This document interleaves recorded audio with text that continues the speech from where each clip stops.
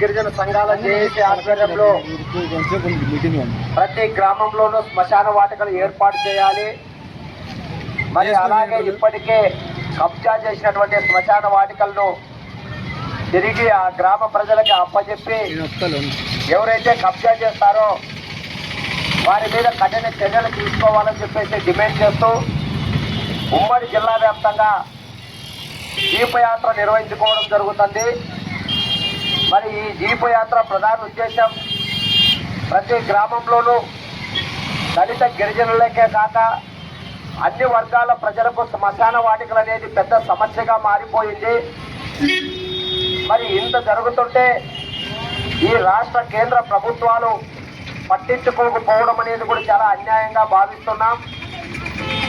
మరి సమాజంలో అన్ని రకాల అభివృద్ధి చైతన్యం కలిగింది. హైటెక్ కాలం, టెక్నాలజీ యుగం, చంద్రమండలంలో ఇల్లు కట్టామని చెప్పేసి గొప్పలు చెప్పుకుంటున్నటువంటి మనము మరి ఒక మనిషి చనిపోతే 6 అడుగుల స్థలం లేక ఎక్కడ పూడ్చాలో ఎక్కడ అంత్యక్రియలు చేయాలో అన్నటువంటి దిక్కు తోచని స్థితిలో ప్రజలు బాధపడుతున్నారు. మరి ఇందులో దళిత గిరిజనుల పరిస్థితి అయితే మరింత దారుణంగా ఉండడం అనేది కూడా అన్యాయం. ఇప్పటికే చనిపోయిన వారిని ఇళ్ల ముందు పెట్టుకొని ఎక్కడ పూడ్చాలి, ఏ రకంగా అంత్యక్రియలు చేయాలని చెప్పేసి బాధతో ఆవేదనతో ఇబ్బందులు పడిన సందర్భాలను కూడా మనం గమనించాం. మరి ఇదే విషయాన్ని అధికారులు నాయకుల దృష్టికి తీసుకెళ్లినప్పటికీ వాళ్ళు కూడా చూసి చూడనట్లుగా వ్యవహరించడం, లేదంటే వాళ్ళు సమస్య జరిగినప్పుడు అంటే చనిపోయినప్పుడు మాత్రమే వస్తారు, వచ్చి మీకు మాయమాటలు చెప్పి మభ్యపెట్టి ఆ తర్వాత వాళ్ళు తప్పించుకున్న సందర్భాలను కూడా మనం చూసాం. మరి ఆ క్రమంలోనే అనంతపురం ఉమ్మడి జిల్లాలో హిందూపురము, మడకశిర, రాప్తాడు, తాడిపత్రి, సింగనమల ఇలా ఉరవకొండ అన్ని ప్రాంతాల్లోనూ శ్మశాన వాటికల సమస్యలు అనేటివి అనేకంగా ఉంటున్నాయి. దీని మీద మేము పెద్ద ఎత్తున ఇప్పటికే వివిధ రకాలుగా ఉద్యమాలు చేశాం, ఆందోళనలు కూడా చేయడం జరిగింది. మరి అయినప్పటికీ ఈ ప్రభుత్వంలో చలనం రాకపోవడం ఒక రకమైతే ఎక్కడ సమస్యలు అక్కడే ఉండడం అనేది కూడా మరింత బాధాకరం.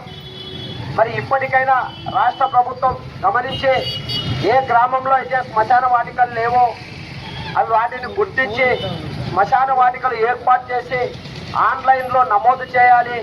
మరి శ్మశాన వాటికలు కబ్జా చేసిన వారిపై కఠిన చర్యలు తీసుకోవాలని చెప్పేసి దళిత గిరిజన సంఘాల జేఏసీగా మేము డిమాండ్ చేయడం జరుగుతుంది. మరి ఈ ఉద్యమానికన్నా ఈ రాష్ట్ర ప్రభుత్వంలో కనువిప్పు కలుగుతుంది, సమస్యలు పరిష్కారం చేస్తారని చెప్పేసి ఆశిస్తూనే ఈ జీపయాత్ర కొనసాగుతుంది.